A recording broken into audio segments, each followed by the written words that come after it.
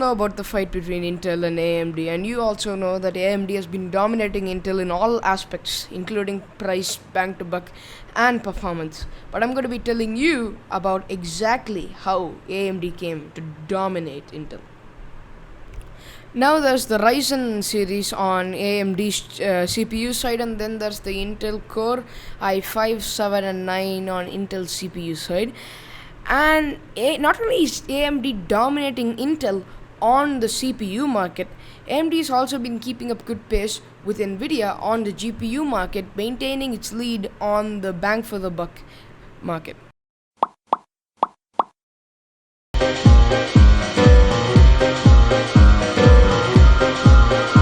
Now you might be thinking, that's cool and all, but what went wrong with Intel? Now, it seems like the heart of the problem is, there are many things, but it was that Intel had really bad leadership and the board was really crappy, so they weren't able to fix the problems that the CEO had caused, and they had way too scattered of projects that they wanted to do and scattered interest, and all of that added into a mixture led to Intel's downfall. And this is strongly opposed to AMD's good leadership, which led to its uprising, which I will talk about right next.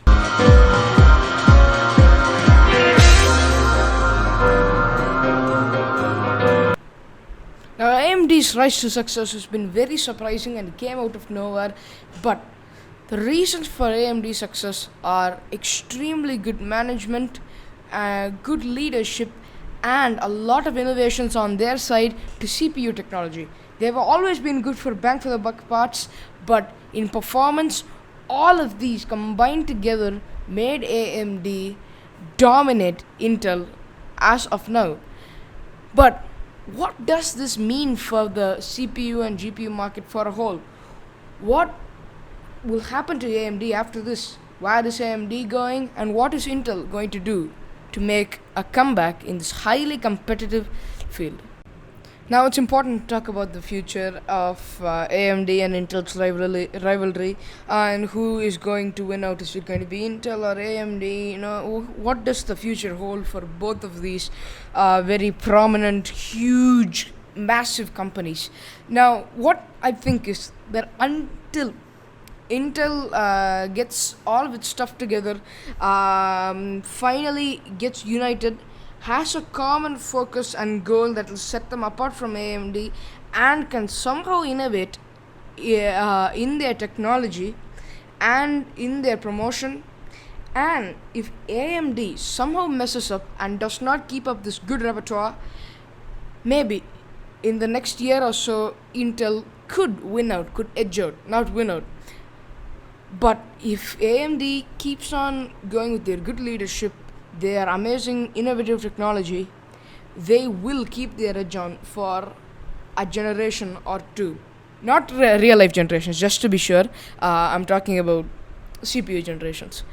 Now, on the GPU side, Nvidia seems to be having a good lead and has for a long time.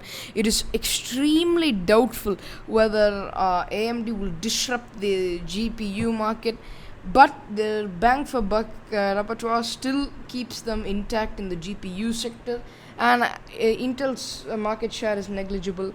So I don't think there'll be a breakthrough, and my predictions for the future are that due to AMD's amazing leadership, which seems like it will keep on continuing for a long time, and also their innovative technology, which seems to be keeping on going, and they are releasing products that are more powerful than Intel, that don't have any competition in terms of Intel, and that shows that at least for one or two CPU generations, they should be intact. The future looks bright for AMD and very, very dark for Intel. So thank you guys for watching this video, and I hope you enjoy this. Please be sure to like, comment and subscribe, and I will see you in the next video. Goodbye.